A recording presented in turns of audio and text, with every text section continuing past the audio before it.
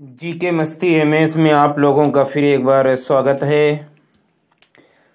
पिछले वीडियो में आप लोगों ने देखा कि महाजनपद काल 600 ईस्वी पूर्व से 325 ईस्वी पूर्व का पहला भाग, जिसमें आप लोगों ने लूसेंट ऑप्शनल के 40 क्वेश्चंस देखे। आज 41वां क्वेश्चन होगा और प्लस महाजनपद काल किरण बुक में एक्सप्लेन जो दिया गया है उसकी चर्चा होगी।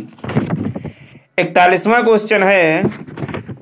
41वां क्वेश्चन कहता है, कौन सा एक 6ठी शताब्दी में ईसा पूर्व 6ठी शताब्दी में प्रारंभ में भारत का सर्वाधिक शक्तिशाली नगर राज्य था। मतलब ईसा पूर्व 6ठी सदी में प्रारंभ में भारत का सर्वाधिक शक्तिशाली नगर राज्य कौन था? तो न गंधार था, न कंबोज था, काशी था, न मगध था। इन चारों में से सबसे जो सर्वाधिक शक्तिशाली नगर राज्य था वो था मगध। कौन था? मगध। तो 42वां क्वेश्चन बाद में, पहले किरण बुक से महाजनपदों के बारे में लिखा है। बुद्ध के जन्म के पूर्व लगभग 6ठी शताब्दी ईसा पूर्व में भारतवर्ष 16 महाजनपदों में बटा हुआ था। इन महाजनपदों का उल्लेख बौद्ध ग्रंथ अंगुत्तर निकाय तथा जैन ग्रंथ भगवती सूत्र में मिलता है। बौद्ध ग्रंथ अंगुत्तर निकाय तथा जैन ग्रंथ भगवती सूत्र में मिलता है। अंगुत्तर निकाय में जो उल्लिखित हैं 16 महाजनपद हैं। पहला जनपद अंग, राजधानी जिसकी चंपा है। क्षेत्र जो आजकल का क्षेत्र है भागलपुर मुंगेर, यही पहले अंग कहलाता था जिसकी राजधानी चंपा थी। दूसरा जनपद है मगध, जिसकी राजधानी गिरिव्रज या राजगृह थी। आजकल क्षेत्र पटना एवं गया का जो क्षेत्र बिहार में है वही था ये मगध। तीसरा जनपद है काशी, राजधानी इसकी वाराणसी थी। क्षेत्र इसका वाराणसी के आसपास का था, वही काशी वाराणसी थी। चौथा जनपद है कोसल, राजधानी इसकी साकेत एवं श्रावस्ती। क्षेत्र पूर्वी उत्तर प्रदेश, आधुनिक में जो पूर्वी उत्तर प्रदेश है वही तब कोसल देश था जिसकी राजधानी साकेत एवं श्रावस्ती थी। पांचवां जनपद वज, ये वज जो जनपद था ये गणतंत्रात्मक था। वज जो जनपद था जिसकी राजधानी वैशाली थी ये गणतंत्रात्मक था, जिसका क्षेत्र मुजफ्फरपुर के आसपास, बिहार के जो क्षेत्र बिहार में पड़ता है मुजफ्फरपुर के आसपास, तो वो जनपद वजी गणतंत्रात्मक ये वैशाली राजधानी वाला था। छठवां जो जनपद है वो मल जनपद, जिसकी राजधानी कुशीनारा या पावा थी। आजकल जो देवरिया और गोरखपुर है उत्तर प्रदेश में वही मल्ल था। सातवां जनपद है चेद, जिसकी राजधानी चेद की है सूक्तिमती। तो चेद की राजधानी सूक्तिमती है, जो आजकल बुंदेलखंड उत्तर प्रदेश में है। यही पहले चेद राजधानी जिसकी सूक्तिमत थी। आठवां जनपद है वत्स, जिसकी राजधानी कौशाम्बी है। क्षेत्र इसका इलाहाबाद आजकल जो है वही वत्स कौशाम्बी वाला क्षेत्र था। नवां जनपद कुरु, जिसकी राजधानी इंद्रप्रस्थ थे। आधुनिक में वही मेरठ और हरियाणा का क्षेत्र है जो पहले कुरु इंद्रप्रस्थ वाला था। 10वां जनपद था पांचाल। पंचाल जो था जिसकी राजधानी अहिच्छत्र या काम्पिल्य थी। आधुनिक में पश्चिम उत्तर प्रदेश जो कहा जाता है वही पहले पंचाल था। अहिच्छत्र और काम्पिल्य जिसकी राजधानी थी। 11वां जनपद सूरसेन था, जिसकी राजधानी मथुरा थी। आधुनिक जो मथुरा है यही पहले सूरसेन मथुरा था। 12वां जो जनपद था वो गंधार था। गंधार की राजधानी तक्षशिला थी। आधुनिक जो पेशावर और कश्मीर है वही गंधार तक्षशिला था। 13वां जनपद कंपोज था। कंबोज, जिसकी राजधानी राजपुरा थी, जिसे हाटक भी कहते थे, राजपुरा को हाटक भी कहते थे। आधुनिक में जो उत्तर प्रदेश सीमा प्रांत है वही कंबोज राजपुरा हाटक था। 14वां जो जनपद था असमक, दक्षिण भारत का एकमात्र जनपद असमक, जिसकी राजधानी पोतन या पोटिल थी, जिसका क्षेत्र गोदावरी क्षेत्र वाला है। 15वां जो जनपद है वो अवंती, जिसकी राजधानी उज्जैनी या माहिष्मती थी, जिसका आधुनिक क्षेत्र मालवा मध्य प्रदेश में जो पड़ता है वो था। 16वां और अंतिम जनपद मत्स्य जनपद, जिसकी राजधानी विराटनगर थी, आजकल जयपुर के आसपास का क्षेत्र है। तो ये तो 16 जनपद हुए। अंग, मगध, काशी, कोसल, वज, मल्ल, चेद, वत्स, कुरु, पंचाल, शूरसेन, गंधार, कंबोज, असमक, अवंती, मत्स्य, ये जनपद हुए। अंग की राजधानी चंपा, भागलपुर, मुंगेर। मगध की राजधानी गिरिव्रज, राजगृह, पटना एवं गया। काशी की राजधानी वाराणसी, वाराणसी के आसपास का क्षेत्र। कोसल की राजधानी साकेत एवं श्रावस्ती, पूर्वी उत्तर प्रदेश। वज गणतंत्रात्मक था, वैशाली राजधानी थी। मुजफ्फरपुर के आसपास का जो क्षेत्र है वो वज के अंतर्गत आता है। मल्ल 6वां जनपद मल्ल, कुशीनारा, पावा, देवरिया एवं गोरखपुर, उत्तर प्रदेश के आसपास वाला क्षेत्र। चेद सूक्तिमती, बुंदेलखंड वाला क्षेत्र। वत्स कौशाम्बी, इलाहाबाद वाला। कुरु इंद्रप्रस्थ, मेरठ एवं हरियाणा के क्षेत्र।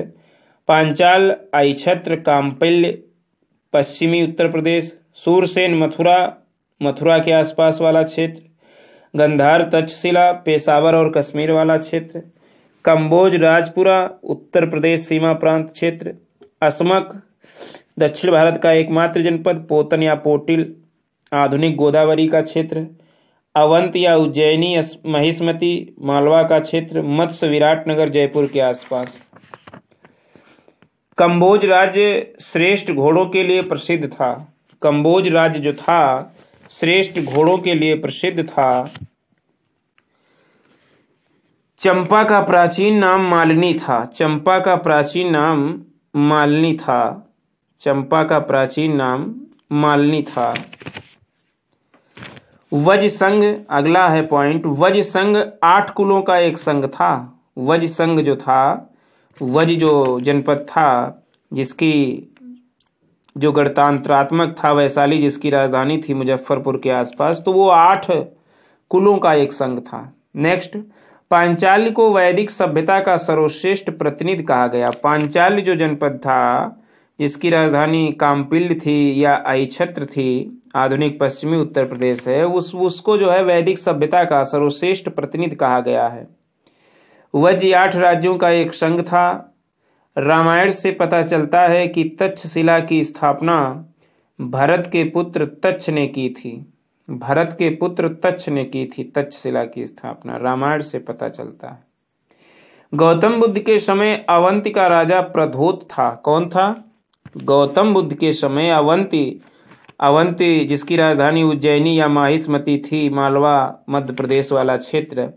तो गौतम बुद्ध के समय यहाँ का जो राजा था वो प्रधोत था। क्या था? प्रधोत। बुद्ध के समय कोसल का राजा प्रसेनचित था। कोसल जिसकी राजधानी साकेत एवं श्रावस्ती थी, पूर्वी उत्तर प्रदेश को कहा जाता था। तो बुद्ध के समय कोसल का राजा प्रसेनचित था। मगध का राज्य बिंबसार गौतम बुद्ध का मित्र तथा संरक्षक था। मगध का राजा जो बिंबसार था, जिसकी राजधानी गिरिव्रज राजगृह थी, वो गौतम बुद्ध का मित्र एवं संरक्षक था। और मगध जो आधुनिक पटना गया है, यही मगध जनपद फैला हुआ था। बुद्धकालीन सर्वाधिक बड़ा एवं शक्तिशाली गणतंत्र वैशाली का लिच्छवी था। गणतंत्र वैशाली का लिच्छवी था। वैशाली का लिच्छवी जो था वो सबसे शक्तिशाली गणतंत्र था, लिच्छवी। नेक्स्ट, बुद्धकालीन 4 शक्तिशाली राजतंत्र थे। कौन कौन? कोसल, मगध, वत्स एवं अवंती। कोसल, मगध, वत्स एवं अवंती। कोसल की राजधानी साकेत एवं श्रावस्ती थी। मगध की राजधानी गिरिव्रज या राजगृह थी। वत्स की राजधानी कौशाम्बी थी और अवंत की राजधानी उज्जैनी या माहिष्मती थी। तो ये बुद्धकालीन सर्वाधिक बड़े और शक्तिशाली गणतंत्र थे, राजतंत्र थे, गणतंत्र नहीं सॉरी, शक्तिशाली राजतंत्र थे। अगला है गंधार एवं कंबोज के क्षत्रियों को, गंधार एवं कंबोज, गंधार जिनकी राजधानी तक्षशिला, कंबोज जिनकी राजधानी राजपुरा थी। तो गंधार यानी तक्षशिला, कंबोज यानी राजपुरा के क्षत्रियों को वार्ता सस्त्रेप जीविना कहा गया है, वार्ता सस्त्रेप जीविना कहा गया है। आगे लिखा है उत्तरा पथमार्ग क्या होता है। तो उत्तरा पथमार्ग उत्तर पश्चिम से यानी पुष्कलावती तक्षशिला से उत्तर पश्चिम में जो पुष्कलावती है, पुष्कलावती तक्षशिला से पाटलिपुत्र और ताम्र लिप्त तक जाता है, ये उत्तर पथ मार्ग था। मतलब उत्तर पश्चिम से पुष्कलावती तक्षशिला से पाटलिपुत्र और ताम्रलिपि तक जो मार्ग जाता है उसे उत्तरापथ मार्ग कहते थे। दूसरा प्रसिद्ध व्यापारिक मार्ग जो पश्चिम में पाटल से पूर्व में कौशाम्बी तक जाता था उसे दूसरा प्रसिद्ध मार्ग कहते थे और इसका नाम था उत्तरापथ मार्ग से संबंध हो जाता था, बाद में जुड़ जाता था। ये दूसरा मार्ग जो पाटल से पूर्व में कौशाम्बी तक जाता था, पश्चिम में पाटल से पूर्व में कौशाम्बी तक जाता था, बाद में ये उत्तरापथ से ही जुड़ जाता था। तीसरा मार्ग व्यापारिक कौन सा था। पहला उत्तरापथ मार्ग था, दूसरा मार्ग जो था पश्चिम से पाटल से पूर्व में कौशाम्बी तक जाता था। तीसरा मार्ग दक्षिण में प्रतिष्ठान से उत्तर में श्रावस्ती तक जाता था, दक्षिण में प्रतिष्ठान से उत्तर में श्रावस्ती तक जाता था। चतुर्थ मार्ग भृगुकच्छ से मथुरा तक उज्जैनी होकर जाता था, उज्जैनी होकर जाता था। दक्षिण मार्ग में प्रतिष्ठान से श्रावस्ती बहुत महत्वपूर्ण था। इस व्यापारिक मार्ग पर व्यापार की बहुमूल्य वस्तुओं जैसे मुक्ता, मणि, हीरा, सोना, शंख आदि के कारवां चलते थे। दक्षिण मार्ग में जो प्रतिष्ठान से श्रावस्ती तक जाता था। पूर्वी तट पर ताम्रलिप्त एवं पश्चिमी तट पर मृगकच्छ महत्वपूर्ण पत्तन थे। पूर्वी तट पर ताम्रलिप्त और पश्चिमी तट पर मृगकच्छ महत्वपूर्ण पत्तन थे। तो ये तो हुआ किरण बुक से। तो नेक्स्ट क्वेश्चन 42वां देखते हैं महाजनपद का।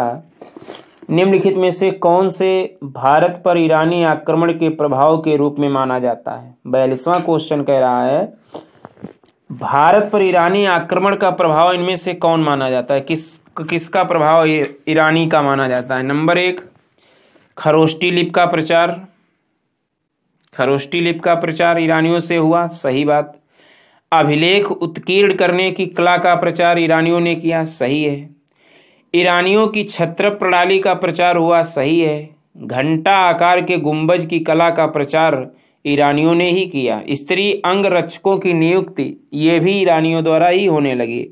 तो ये सभी को सही है, ये सभी का ये ईरानियों के आक्रमण के प्रभाव के रूप में ही ये सब माने जाते हैं। खरोष्टी लिपि का प्रचार, अभिलेख उत्कीर्ण करने की कला का प्रचार, ईरानियों की छत्र प्रणाली का प्रचार, घंटा आकार के गुंबज की कला का प्रचार, स्त्री अंग रक्षकों की नियुक्ति।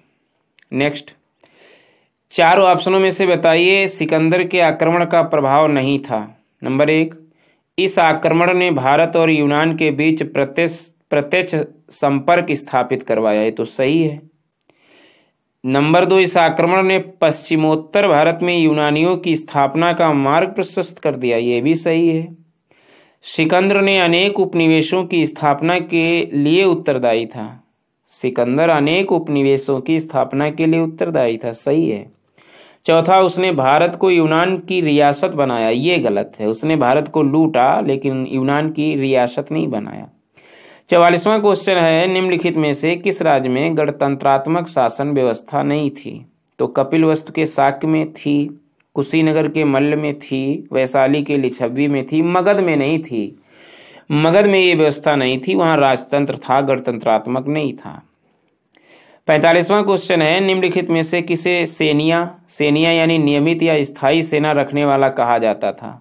सेनिया सेनिया का अर्थ होता है नियमित और स्थायी सेना रखने वाला। तो सेनिया किसे कहते हैं? तो बिंबसार को सेनिया कहते हैं। 46वां क्वेश्चन कह रहा है निम्नलिखित में से किसे उग्रसेन मतलब भयानक सेना का स्वामी उग्रसेन कहलाता है। उग्रसेन किसे कहते हैं? महापद्मनंद को उग्रसेन कहते हैं, महापद्मनंद। 47वां क्वेश्चन डेरियस यानी दारैबाऊ प्रथम ने 1516 बीसी में डेरियस यानी दारैबाऊ प्रथम ने 1516 बीसी में सिंधु के तटवर्ती भूभाग को जीतकर उसे ईरान का 20वां क्षत्रप यानी प्रांत बनाया। उससे कितना राजस्व प्राप्त होता था?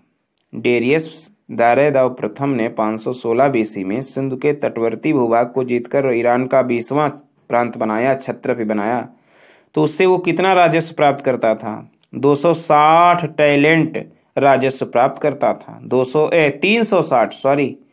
260 नहीं 360 टैलेंट प्राप्त करता था। 48वां क्वेश्चन निम्नलिखित में से कौन सिकंदर के साथ भारत आने वाला इतिहासकार नहीं था? नियाकर्स, एनासिक्रिटिस, एरिस्टोबुलस या हेरोडोट्स। तो इनमें तीनों थे। हेरोडोट्स जो है ये सिकंदर के साथ नहीं आया था। नियाकर्स भी आया था, एनासिक्रिटिस भी इतिहासकार आया था, एरिस्टोबुलस भी आया था, लेकिन हेरोडोट्स नहीं आया था।